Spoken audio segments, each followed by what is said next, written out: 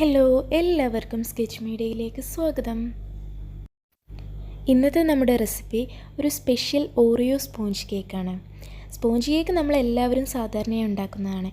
എന്നാൽ നമുക്കൊരു ഗസ്റ്റൊക്കെ വരുമ്പോൾ ഒന്നുകൂടി ഒന്ന് വെറൈറ്റി ആയിട്ട് പ്രസൻറ്റ് ചെയ്യാൻ വേണ്ടിയിട്ട് ഈ സ്പെഷ്യൽ കേക്കൊന്ന് ഉണ്ടാക്കിയാലോ. വളരെ സിമ്പിളായി കേക്ക് എങ്ങനെയാണ് ഉണ്ടാക്കുന്നതെന്ന് നോക്കാം. ഇതിനുവേണ്ടി നമുക്ക് ആദ്യമായിട്ട് വേണ്ടത് ഓറിയോ ബിസ്ക്കറ്റാണ്. നമ്മുടെ കുട്ടികളുടെയൊക്കെ ഫേവറേറ്റ് ആണ്. അപ്പോൾ നമുക്ക് ഈ ഓറിയോ ബിസ്ക്കറ്റ് ഓപ്പൺ ചെയ്തിട്ട് ഇതിലുള്ള ഈ ക്രീമിൻ്റെ ഭാഗം ഉണ്ടല്ലോ, ഇത് നമുക്ക് കംപ്ലീറ്റ് ആയിട്ട് റിമൂവ് ചെയ്യണം. ഒരു കത്തി ഉപയോഗിച്ചിട്ട് ഇതുപോലെ ഒന്ന് ചുരുണ്ടി കൊടുത്താൽ മതി. എന്നിട്ട് അത് ഒഴിവാക്കുക, ക്രീമിൻ്റെ ഭാഗം. അതിനുശേഷം നമ്മൾ ആ ബിസ്ക്കറ്റ് എടുത്തിട്ട് ഇനി നമുക്ക് ഈ ബിസ്ക്കറ്റിനെ ഒന്ന് പൊടിച്ചെടുക്കണം. അതിൽ നിന്ന് കുറച്ച് ബിസ്ക്കറ്റ് എടുത്തിട്ട് പകുതി ബിസ്ക്കറ്റ് ഇതുപോലെ നമ്മൾ ഒന്ന് കൈകൊണ്ട് തന്നെ പൊടിച്ചെടുക്കുക. ഒരു കവറിൽ എന്തെങ്കിലും വെച്ചിട്ട് നമ്മുടെ കൈകൊണ്ട് തന്നെ മൊത്തത്തിൽ പൊടിച്ചാൽ മതിയാവും. അപ്പോൾ നമുക്ക് ഈ ഒരു സൈസിൽ കിട്ടും.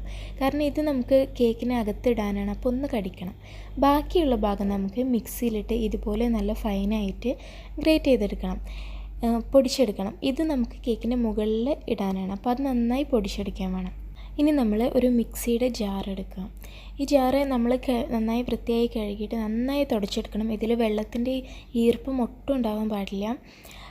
കാരണം നമ്മൾ ഇതിലാണ് പഞ്ചസാര പൊടിക്കാൻ പോകുന്നത്, അപ്പോൾ വെള്ളത്തിൻ്റെ കണ്ടൻറ്റ് ആയാലും അതിലൊട്ടി പിടിക്കും. ഇനി ഞാനിവിടെ 200 ഗ്രാം പഞ്ചസാര അളന്ന് വെച്ചിട്ടുണ്ട്. ഇത് നമുക്ക് ഈ മിക്സിയുടെ ജാറിലേക്ക് ചേർത്തിട്ട് ഇത് നന്നായിട്ടൊന്ന് പൊടിച്ചെടുക്കണം, ഈ പഞ്ചസാര. അപ്പോൾ 200 ഗ്രാം പഞ്ചസാര നമുക്ക് പൊടിച്ചെടുക്കാം.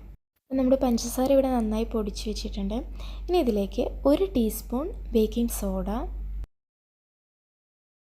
നെക്സ്റ്റ് ബേക്കിംഗ് പൗഡറാണ് നമുക്ക് വേണ്ടത്.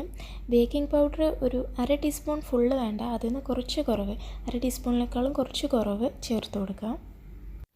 പിന്നെ 100 മില്ലി സൺഫ്ലവർ ഓയിലാണ് ഞാൻ ചേർക്കുന്നത്, അതും ഇതിലേക്ക് ഒഴിച്ചു കൊടുക്കുക. ഇനി കേക്കിൻ്റെ മെയിൻ പാർട്ടായ മുട്ട ചേർത്ത് കൊടുക്കാം. 3 മുട്ടയാണ് ഞാനിവിടെ യൂസ് ചെയ്യുന്നത്. 200 ഗ്രാം മൈദയിലേക്ക് 3 മുട്ട എന്ന കണക്കിലാണ്. ഇതിലേക്ക് ടേസ്റ്റ് ബാലൻസ് ചെയ്യാൻ വേണ്ടിയിട്ട് ഒരു നുള്ളു ഉപ്പ് ചേർത്ത് കൊടുക്കാം. പിന്നെ നമുക്ക് വാനില എസൻസ് ചേർക്കണം. വാനില എസൻസ് ഞാനിവിടെ ഒരു 6 ഡ്രോപ്പ് വരെ ചേർക്കുന്നുണ്ട്. അത് നിങ്ങളുടെ ഇഷ്ടത്തിനനുസരിച്ച് നമുക്ക് ആ ഫ്ലേവർ എത്രത്തോളം വേണോ അതിനനുസരിച്ച് നമുക്ക് ചേർത്ത് കൊടുക്കാം. ഇനി ഇതെല്ലാം കൂടി നമുക്ക് നന്നായി ഒന്ന് മിക്സിയിൽ അടിച്ചെടുക്കണം, നന്നായി ബീറ്റ് ചെയ്യണം. ഒരു 1-2 മിനിറ്റ് നമുക്കിതൊന്ന് മിക്സിയിലിട്ട് അടിച്ചെടുക്കാം. 1-2 മിനിറ്റ് മിക്സിയിൽ അടിച്ച ശേഷം ഇതുപോലെ പതയൊക്കെ വരും. ഇനി ഇതിലേക്ക് നമ്മൾ മെഷർ ചെയ്ത് വെച്ച് 200 ഗ്രാം മൈദ, ഈ 200 ഗ്രാം മൈദ നമുക്ക് ഇതിലേക്ക് ചേർത്ത് കൊടുക്കാം. എന്നിട്ട് ഇത് വീണ്ടും മിക്സിയിലിട്ട് അടിക്കണം. അതും ഒരു 1 മിനിറ്റോളം നമുക്കിതൊന്ന് അടിക്കാം മിക്സിയിലിട്ട്.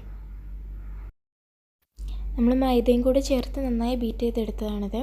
ഈ ഒരു തിക്നെസ്സിലാണ് നമുക്കിത് വേണ്ടത്, ഇതാണ് കറക്റ്റ്. ഇതിലും കൂടുതൽ തിക്കായി വേണമെങ്കിൽ നമുക്ക് കുറച്ച് പാല് ചേർത്ത് കൊടുക്കാം. ഇനി നമുക്ക് ഇതിലേക്ക് നമ്മൾ ക്രഷ് ചെയ്ത് വെച്ചിരിക്കുന്ന ഓറിയോ, നമ്മൾ കൈകൊണ്ട് പൊടിച്ച് വെച്ച ഓറിയോ ഇതിലേക്ക് ചേർത്തിട്ട് ഒന്ന് ഇളക്കി കൊടുക്കാം. ഓറിയോ ഇട്ടിട്ട് പിന്നെ മിക്സിയിൽ ഇത് ഗ്രൈൻഡ് ചെയ്യരുത്, അപ്പോൾ ഇതാകെ ഇതിൽ കുഴഞ്ഞു പോകും. നമുക്ക് ഈ പീസസ് ഇതുപോലെ വേണം, എന്നാലേ അതിങ്ങനെ കടിക്കുമ്പോഴേ നമുക്കൊരു ടേസ്റ്റ് ഫീൽ ചെയ്യുള്ളൂ. ഇനി ഇതിലിട്ടിട്ട് നന്നായി ഒന്ന് മിക്സ് ചെയ്ത് കൊടുക്കുക. എല്ലാ ഭാഗത്തേക്കും ഒരുപോലെ മിക്സ് ചെയ്ത് കൊടുക്കണം. നമുക്ക് ഇതുപോലുള്ളൊരു തവ താഴെ വെച്ചിട്ട് അതിൻ്റെ മുകളിൽ ഇങ്ങനെ ഒരു പാത്രം വെക്കാം. നമുക്ക് കുക്കറിൻ്റെ ഒന്നും ആവശ്യമില്ല, ഇതുപോലുള്ളൊരു അടപ്പുള്ള പാത്രത്തിൽ തന്നെ നമുക്ക് കേക്ക് റെഡിയാക്കാം. അതിലേക്ക് കുറച്ച് ഓയിൽ ഒഴിച്ചിട്ട് അതൊന്ന് താഴെ സ്പ്രെഡ് ചെയ്ത് കൊടുക്കുക. എന്നിട്ട് നമ്മൾ റെഡിയാക്കി വെച്ചിട്ടുള്ള കേക്കിൻ്റെ മിക്സ് ഇതിലേക്ക് നമുക്ക് ഒഴിച്ചു കൊടുക്കാം.